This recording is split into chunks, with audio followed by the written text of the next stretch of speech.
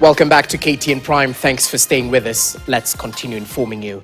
To Education Matters now. It has emerged that at least 34 school heads and 28 senior Ministry of Education officials could be staring out the sack over the ghost learner scandal that cost taxpayers close to 1 billion shillings in capitation funds. A nationwide verification report uncovered massive irregularities in enrollment data, with inflated figures and non-existent schools draining public resources. Our education reporter Lewis Nyaundi brings us this report. Tonight, the Ministry of Education has finally broken its silence on the ghost learner scandal, exclusively aired by KTN last week.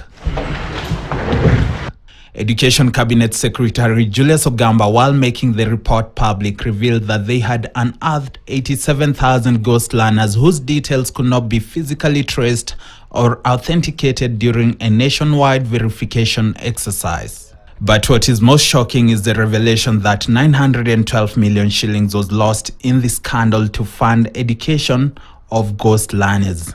Was spent, and we were able to retain, because of this verification exercise, amounts to 912 million. That is what was retained, and this is inclusive across the board. We've not isolated for closed schools, for enhanced enrollment or increased enrollment. The total amount is 912 million.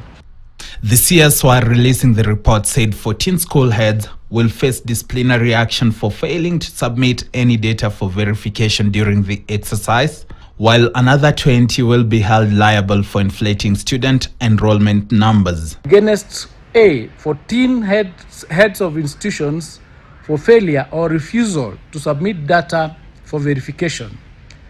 Number 2, 20 heads of institutions for submitting inflated student enrollment data.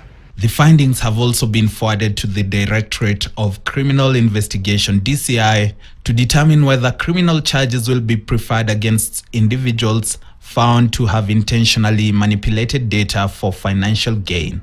This report is also being submitted to the Directorate of Criminal Investigation for further investigation where criminal culpability is to be established. To prevent further loss of public funds, all unverified learners have been suspended from resource allocation, with funding to be restored only upon physical verification. Funding of the affected learners will only be restored upon verification of their existence. At primary level, enrollment figures dropped from 5,833,175 learners in NEMIS to 4,947,271 after verification. This means the schools had 855,904 learners less. However, in junior school, enrollment rose from 2.4 million learners to 2.9 million learners, an increase of 543,000 learners. This has been attributed to the delayed updates and transition reporting gaps. And at senior secondary level, enrollment declined from 3,352,884 to 3,265,154, a difference of 87,730 learners. There was a page. In the report, 27 primary schools were found to be non-operational despite continuing to attract capitation funds. Non-operational schools will be subjected to formal closure or deregistration in accordance with the existing laws and regulations. A further 102 junior schools and 84 primary schools operating below the minimum enrollment threshold of 10 learners. Liz Nyaundi, KTN.